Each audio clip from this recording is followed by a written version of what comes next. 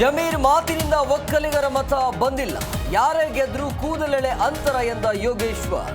ರಿಸಲ್ಟ್ಗೂ ಮುನ್ನ ಸಿಕ್ತ ಸೋಲಿನ ಸುಳಿವು.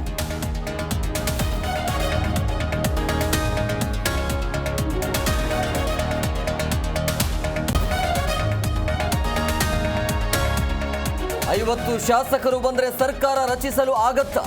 50 MLAಗಳಿಗೆ 2,500 ಕೋಟಿ ಆಗತ್ತೆ, ಎಲ್ಲಿದೆ ಹಣ? ಸಿಎಂ ವಿರುದ್ಧ ವಿಪಕ್ಷ ನಾಯಕ ಅಶೋಕ್ ಕೆಂಡ.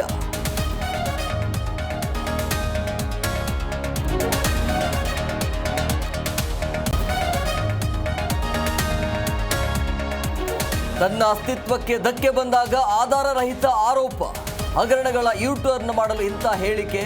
ಸಿದ್ದರಾಮಯ್ಯ ವಿರುದ್ಧ ಬೊಮ್ಮಾಯಿ ವಾಗ್ದಾಳಿ.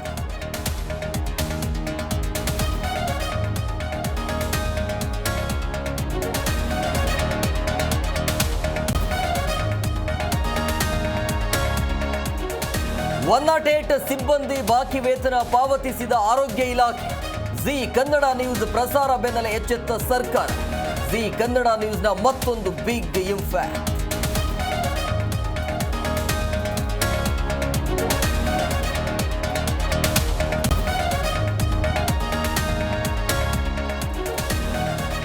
ಸಂವಿಧಾನ ಪುಸ್ತಕ ಪ್ರದರ್ಶನದ ಬಗ್ಗೆ ಮೋದಿ ವ್ಯಂಗ್ಯ. ರಾಹುಲ್ ಹಿಡಿದ ಪುಸ್ತಕ ಖಾಲಿ ಹಾಳೆಗಳದ್ದು ಎಂದ ಪಿಎಂ. ಪ್ರಧಾನಿ ಸಂವಿಧಾನವನ್ನೇ ಓದಿಲ್ಲ ಎಂದ ರಾಹುಲ್.